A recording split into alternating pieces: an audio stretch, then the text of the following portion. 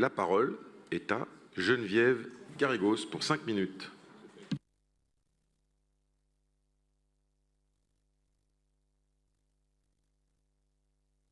Il y a un petit problème de son, il me semble. Mieux? Ah oui, ça y est, c'est bon. Vous remettez à zéro, hein? Voilà. 1992. Srebrenica voit l'afflux de dizaines de milliers de déplacés bosniaques musulmans fuyant les attaques par les forces serbes de Bosnie contre leur village. La ville est saturée de réfugiés qui campent dans les cages d'escalier et les couloirs d'immeubles, dans des voitures, des écoles ou des centres sportifs pour les plus chanceux, les êtres restant sans abri avec des températures qui, en hiver, peuvent descendre à moins 25 degrés. Assiégés dans l'enclave pendant 3 ans, ils vivent sous les bombardements. Affamés, privés de médicaments, les convois d'aide humanitaire internationale étant bloqués au point de passage. Privés d'eau potable, la seule source d'eau, la rivière étant polluée par les ordures, les excréments, les produits pétroliers.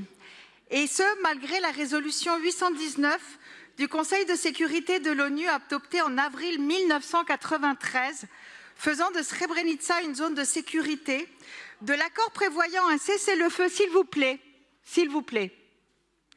de l'accord prévoyant un cessez-le-feu total à Srebrenica, la démilitarisation de l'enclave, le déploiement d'une compagnie de la Force-Pronu et l'ouverture d'un couloir entre Tuzla et Srebrenica pour l'évacuation des grands malades et des blessés graves. En mars 1995, Radovan Karadzic, président et commandant suprême des forces armées de l'entité autoproclamée de Republika Srpska, donne instruction aux forces serbes de Bosnie, et je le cite, par des actions de combat planifiées et bien conçues, créer une situation d'insécurité totale, ne laissant aucun espoir de survie ou de vie future aux habitants de Srebrenica et de Zepa. La directive numéro 7 annonce les crimes de juillet 1995. L'opération est déclenchée le 6 juillet par le corps de la Drina de l'armée de la République Srpska et le 11 juillet, 8372 hommes et adolescents qui avaient été triés sont assassinés brutalement pendant que plus de 25 000 femmes, enfants et personnes âgées sont déplacés de force hors de l'enclave. Ce massacre de musulmans bosniaques a été reconnu comme un acte de génocide par la Cour internationale de justice ainsi que par le Tribunal pénal international pour l'ex-Yougoslavie.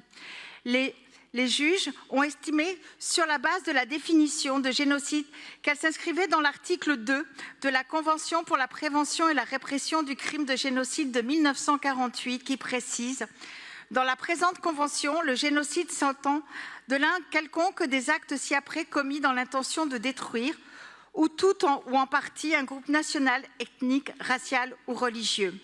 Un génocide, le dernier perpétré au cœur de l'Europe au XXe siècle, resté oublié. Oubli auquel pallie la résolution de l'Assemblée générale des Nations unies présentée par l'Allemagne et le Rwanda en mai 2024, désignant à l'occasion du 30e anniversaire, le 11 juillet prochain, comme la journée internationale de réflexion et de commémoration du génocide commis à Srebrenica en 1995. Outre l'appel à la commémoration et à la mise en place d'activités de sensibilisation pour prévenir les génocides, la résolution condamne sans réserve toute négation de l'historicité de ces génocides, les actes qui glorifient ces responsables.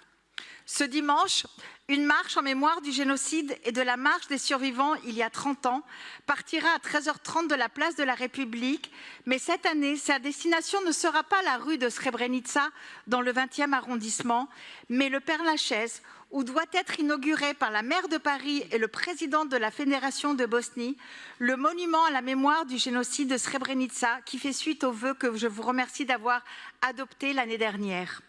Depuis des années, les associations de familles de victimes et des survivants et de survivantes en France et partout dans le monde appelaient à la création d'un lieu de mémoire dans Paris contre l'oubli de ce génocide qui leur permettra de se recueillir, rendre hommage à leurs morts dans la dignité. Je veux ici leur rendre hommage et me faire leur porte-parole pour vous exprimer leur émotion et leur gratitude pour le vote de cette délibération que je ne doute pas sera unanime. Pour conclure, permettez-moi de partager les propos d'Admir Buljubasic, rescapé du génocide de Srebrenica, il avait 16 ans, qui lors du colloque « Génocide de Srebrenica, des procès pour l'histoire » qui s'est tenu hier et avant-hier en mairie du 20e, est revenu jour par jour sur l'horreur de ces journées de juillet 1995. Et ses propos: chaque fois que je retourne à Srebrenica, je revis ce cauchemar. La disparition de mon père, de mon frère. Chaque fois que je vois des images de Gaza, d'Ukraine, je me demande pourquoi, quelle que soit notre nationalité, notre origine, notre religion, nous ne pouvons pas vivre en paix. Je vous remercie.